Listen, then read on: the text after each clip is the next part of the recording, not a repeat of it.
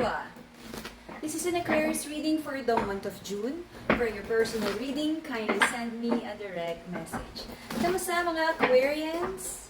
Nakapag-heal na ba? Aquarian. Woo, what's that?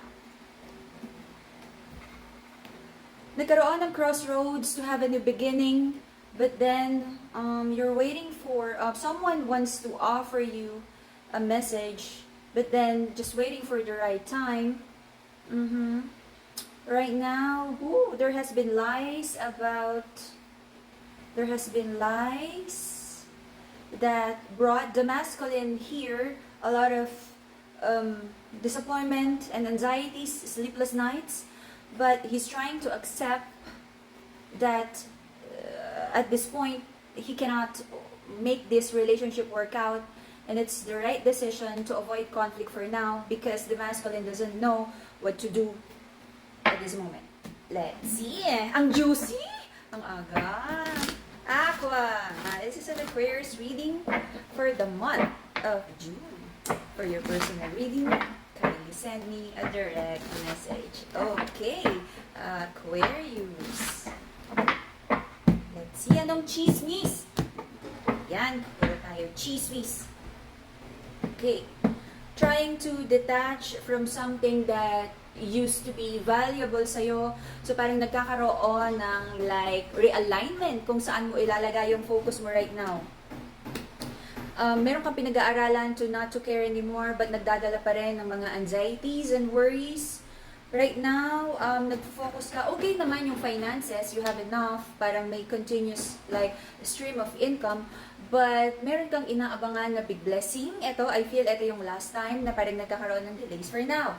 The King of Cups, the masculine here, is parang lagi na lang, no, nag-o-offer ng something na, there's an energy here na it's hard for you to trust the masculine because in the past nagkaroon siya ng mga pangako or energies na nag-create ng distrust sa connection na to.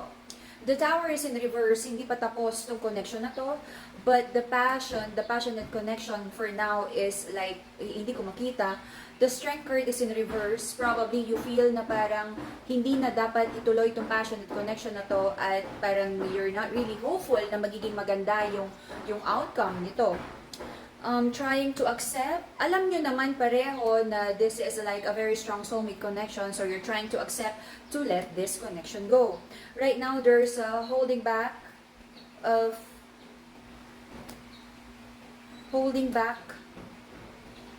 May mga nangyaring hindi maganda. So, nagkaroon ng gathering of information and now both of you are trying to hold back.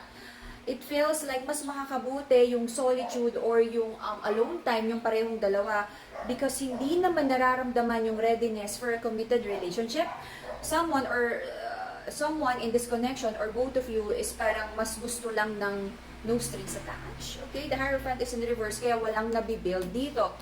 At I feel that this relationship is built on so much lies.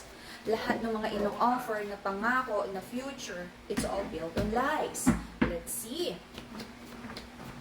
The reason for the reading is like you feel na ang daming lies na nangyari and you feel defeated about this situation na you don't feel na totoo yung in-offer na love sa'yo. So, right now, Aquarian, you're also holding back yung offer of love mo sa person mo. Parang sabi mo, hindi naman worth it. Hindi mo naman maramdaman yung authenticity ng ino-offer na love niya. It feels like your person is just, I don't know, playing mind games, sleeping around. Napaka-immature ng energy, very young and playful. Alright? So, recent past, nagkaroon ng healing on your part, pero ito yung sinasabi natin na ang dami mo na pinagdaanan, you've been through a lot of challenging situations in your past relationships, and then here you are again, trying to heal na naman. Okay? So, marami kang pinagpe-pray, dami mo pa rin questions about these relationships, and sabi mo, is mas mabuting malaman mo na lang lahat, and parang mas mabilis yung healing if you would know everything na lang, and mag-heal ka na lang kesa ang dami mo pa rin questions about this connection. wala ka namang nakikitang positive transformation about this connection, but you're letting go already. Meron ka ring mga baggages and old beliefs that you have to let go of for you to attract the relationship that you want, the relationship that you deserve. You also have to adapt to a new mindset. Kasi whatever yung energy na mayroon, yung paniniwala ko dito is yun yung na-attract natin. And you have to learn to be very, this is positive transformation. You have to learn how to be discerning, how to probably, may mga old ways of dating and choosing a person na hindi naman nakakatulong sa'yo, kaya paulit-ulit ka sa toxic habits and toxic patterns of relationship, dating patterns, okay? So, meron kang dapat i-adapt na new ways of thinking and selecting a partner, and kanino ka ba na-attract na parang lagi na lang, parang laging sablay. Alright? So, yung person mo, your person has decided also to walk away from this connection. But, minsan, gusto na niya mag-walk away. But, nasa crossroads pa rin siya to have a new beginning. Okay? But, gusto na niya ng mas peaceful din. Tinatanggap na rin naman niya. Okay? Natapos na to. At kailangan na niyang to have a new beginning. Alright? So, meron kang fear and doubt right now kung mahanap mo pa ba talaga yung person na para sa'yo, yung magbibigay sa'yo ng happiness at love na deserve mo. Okay? But of course, the answer is yes. It's all about nasa isip mo lang. Okay?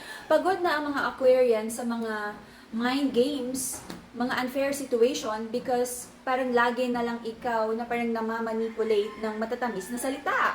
Okay? Mga mind games. So, eto nga yung sinasabi na meron ka nang dapat i-adapt na new way of choosing a love partner. Okay? Napapagod na ang mga Aquarian kasi sabi niya pag nagmahal naman siya at nag-invest siya sa relationship, lagi namang all-in, buo, okay? Eh baka naman dapat konti-konti lang. Huwag tayo masyadong high roller dito. Alright? So, in the next 3 months, I feel magkakaroon ng honest conversation about the Emperor in reverse. This is, pag Emperor yung energy kasi, ito yung parang medyo malayo yung age gap sa'yo. Or ito yung taong nasa tamang edad na to act maturely and responsibly sa isang situation, sa isang love connection. But then, if you're the feminine in this connection, just manage your expectations kasi parang I see here a very manipulative energy from the masculine, the way he communicates. Okay? But magiging upfront ka naman kung may mga nararamdaman ka or nakikita kang red flags sa masculine, magiging honest ka. So, magkakaroon ng plano ang mga Aquarians. Plano about life. Magfo-focus ka sa mga bagay na, okay, you would plan na wag na lang kausapin tong masculine na to. Okay? So, let's see how this will turn out in the next month. And that will be the Aquarian reading for the month of June. See you again in a few days for your July reading. Bye-bye, Aquarians!